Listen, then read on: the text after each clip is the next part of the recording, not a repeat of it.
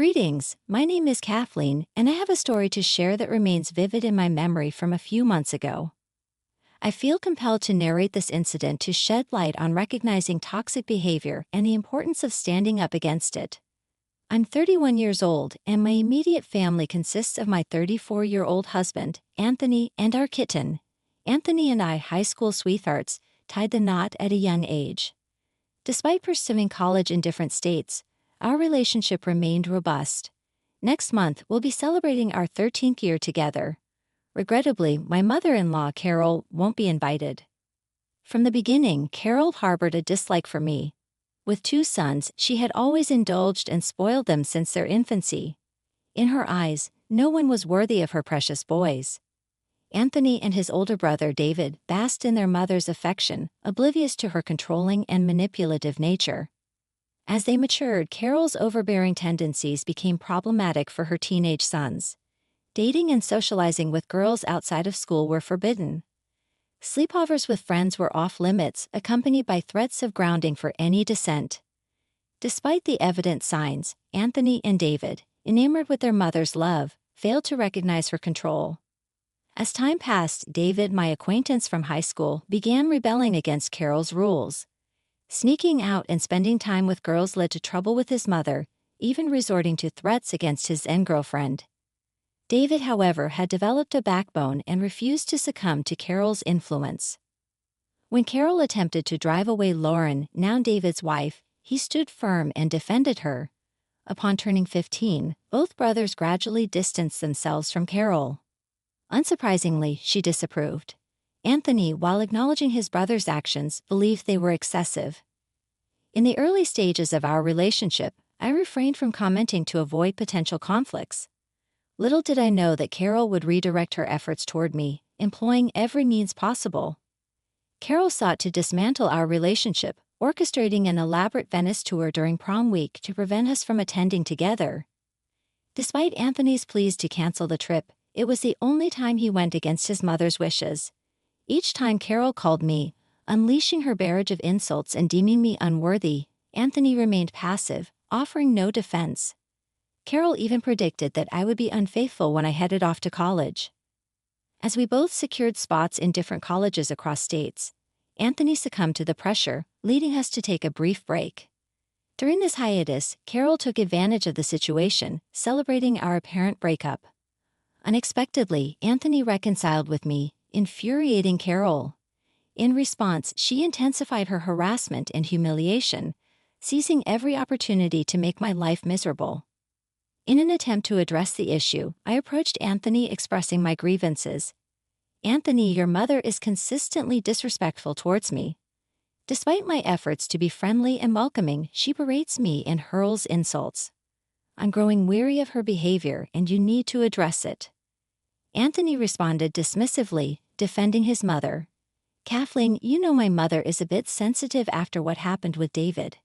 She fears losing me as well and genuinely believes she's looking out for my future. Don't take her words to heart." Infuriated, I pressed further. "So you're okay with how Carol treats me? Remember, she tried to break us up." Anthony justified Carol's actions, claiming she was trying to prevent potential heartbreak. Frustrated, I challenged him. "She played on your insecurities to end our relationship. How can you justify that?" Despite my efforts to make him see my perspective, Anthony remained unconvinced. He insisted that Carol could do no wrong and accused me of falsely accusing her. Even David, attempting to reason with Anthony, faced resistance. Anthony accused David of betraying their mother, creating an awkward and strained dynamic between the 2 brothers. David ultimately married Amy, his high school sweetheart, the same person Carol had tried to scare off. Although David invited me to the wedding, he deliberately omitted to inform Carol, leading to her emotional distress. Carol desperately attempted to persuade Anthony to intervene and secure an invitation for her. Known for being a mama's boy, Anthony engaged in a heated argument with David about Carol. Initially reluctant to attend the wedding to support Carol, Anthony faced my challenge, questioning whether boycotting the event was justified given Carol's history with David and Amy. I pointed out Carol's persistent complaints about Amy, supposed taking David away from her during high school, attempting to defuse the situation. I asserted that it was a misunderstanding, acknowledging that mothers can sometimes become overly involved. I emphasized the importance of family, urging everyone to mend bridges and refrain from holding grudges. I reminded Anthony that the decision of whom to invite to the wedding rested with David and Amy. I emphasized the need to respect their autonomy, discouraging any requests. Despite my inability to attend the wedding, I expressed my concern that they might be making a mistake. Planning to RSVP the following day in the hope of influencing their decision, highlighting the potential consequences, I warned Anthony that not attending the wedding might result in being cut off by David and Amy, just as they had done with Carol. After much deliberation, Anthony eventually agreed to attend the wedding. I felt optimistic that this decision might bring positive change, allowing David and Amy to enjoy their happiness without interference from Carol. They chose to organize the wedding far away to prevent Carol from showing up. However, Carol's reaction was intense. When Anthony showed her pictures from the wedding, she cried on his shoulders and insisted on his company for a month. Anthony even canceled our planned Colorado trip to make amends with her. Witnessing how he handled the situation left me feeling pretty heartbroken. Despite the certainty that our love ran deep, breaking up was no longer an option. My only hope was that Anthony would come to his senses regarding Carol's troubling behavior. Fast forward 3 years, and Anthony finally proposed to me. Carol, displeased, put on a facade of happiness for him. Yet I later discovered she had refused to give him her engagement ring, convinced that I was a gold digger and our marriage wouldn't last. I loved the ring Anthony chose for me, a testament to our financial independence as engineers. Carol's jewelry was the last thing I desired. Wedding planning became a nightmare as Carol inserted herself into every aspect, from cake tasting to venue selection. Disapproving of my vintage theme, she deemed it boring and tacky. Despite my indifference, Anthony and I carefully considered every decision. Frustrated, I confronted him, insisting that his mom needed to give us space. "This is getting ridiculous. We're the ones getting married, and your mom needs to let us decide on our own. I don't need her input on everything. She hates every decision I make. You need to tell her to back off." Anthony defended his mother, claiming she wanted the best for us. Tired of this excuse, I argued she deserved to be uninvited from David's wedding due to her interference. Though we welcomed her, negative remarks about my choices were unacceptable. This was our wedding, and she already had hers. After much coaxing, Anthony finally asked Carol to back off. Though she threw a fit, she toned it down. Unfortunately, Anthony prioritized her choices and made several changes. Initially sad, I recognized it was also his day and chose to go along in some places to avoid further trouble. I had not yet found the courage to stand up for myself, and Anthony seemed lost in a fog, unable to think clearly. The wedding turned into another disaster when Carol showed up in a white dress so sparkly and lacy that it resembled a bridal gown. Fortunately, Anthony recognized the issue and insisted she change before the ceremony. Feigning ignorance, Carol claimed she didn't have another dress. However, my maid of honor and best friend came to the rescue, producing a pale blue gown that fit Carol perfectly. Anticipating her intention to wear white, I had purchased a decent dress for her on my dime. With no excuses left, Carol had to wear the provided dress during the reception. She delivered tearful speeches about losing her children to awful women, targeting both me and Lauren, who were avoiding her. Carol also disparaged our relationship, portraying herself as the victimized mother-in-law. The wedding attendees looked uncomfortable, and even her own family was mortified. My maid of honor swiftly took the microphone, redirecting the atmosphere. On our honeymoon, Carol incessantly called us, reaching out to Anthony and crying about feeling lonely. She bombarded us with 5 calls a day, and when unable to reach Anthony, she called me, accusing me of taking her son away just a month after the wedding. She insisted that no matter what I did, he would always choose her over me, asserting that he would never love me more than his mama. Attempting to reason with her, I explained that we were on our honeymoon and she needed to stop calling us so frequently. When Anthony's phone died, he went back to our room to charge it, emphasizing that there was no intention of keeping him away from her. "Kathleen, it's clear to me how driven you are by greed. Your sole focus is on extracting money from him, ignoring the fact that he supports me financially and genuinely cares for me, something he's been doing since his father passed away a decade ago. Carol, you may be his mother and it's natural for him to support you. But I am financially stable on my own and have no interest in his money. Stop falsely accusing me of trying to exploit him. Enough with your baseless accusations. You might deceive him, but I see through your intentions. Hand over the phone to my husband. I need to speak with him urgently. During our honeymoon, I endured numerous conversations like this with Kathleen. When we returned home, dealing with her incessant crying became a daily struggle, all because we didn't take her along. Even now, she scolded my husband for going without her. Anthony, as always, did his best to console his mother, overlooking my concerns. I was gradually finding my voice to stand up for myself. Things were relatively stable until a few months ago when I discovered I was pregnant with our first child. Excitement filled us, and Anthony wanted to share the news with Carol immediately. Despite my reservations, I agreed. However, instead of joy, Carol reacted with tears and accusations. She accused me of trapping him with a baby, insinuating that I had cheated on Anthony. Despite my husband's attempts to calm her, she remained obstinate. I grew weary of her dramatic outbursts, which persisted for 3 weeks before she decided to visit us.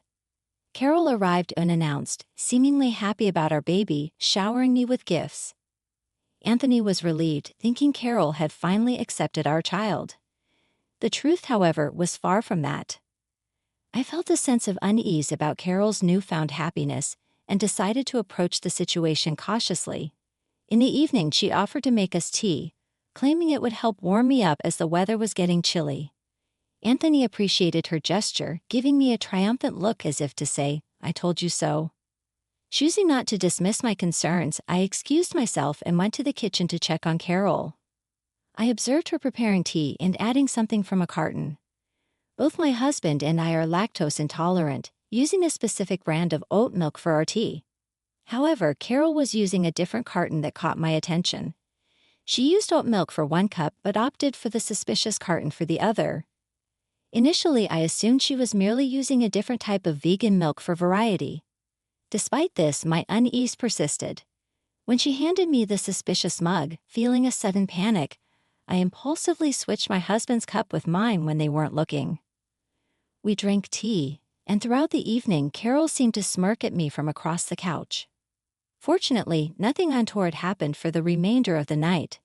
However, in the early hours of dawn, I heard my husband vomiting in the bathroom. He made several trips and the noise woke me up. After a while, I saw him lying on the living room couch in pain. Concerned, I approached him and inquired about his condition. Carol, emerging from her room, looked worried at the sight of Anthony's distress, breaking into an ugly cry. It suddenly dawned on me. This woman had used cow milk in our tea. I was prepared to confront her, but before doing so, I had to rush Anthony to the hospital. I dialed 911 urgently, requesting an ambulance for Anthony, who was experiencing severe stomach pain and was on the brink of passing out. At the hospital, we waited for the medication to take effect.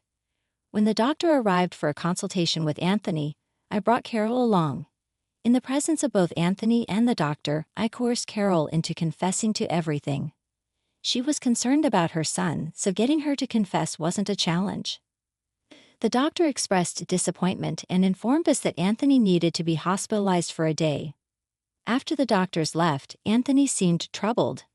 The fog in his mind began to clear, and he questioned Carol about why she used milk in his tea, knowing about his allergy. He pointed out that their household didn't even have cow milk, and Kathleen didn't consume it either. Carol insisted that she didn't intend to harm Anthony, claiming she was aware of his milk allergy. Anthony was perplexed and demanded an explanation. Carol continued sobbing in a corner, prompting me to reveal the truth. I explained that Carol brought cow milk into their home, not for Anthony, but for me. It was not meant for him to consume, and I had switched their cups when Carol wasn't looking, prioritizing the health of their child. It turned out to be the right decision. Anthony, shocked and disbelieving, accused me of lying. He couldn't fathom why Carol would want to hurt him and their child. I urged him to ask Carol for an explanation, emphasizing that I had taken precautions to safeguard their child's health. Carol erupted into a cacophony of wails and screams, reaching such a fever pitch that a nurse had to usher her out, a move no one objected to at that point. Anthony, visibly shaken and traumatized by Carol's actions, apologized profusely and pledged to keep her out of our lives.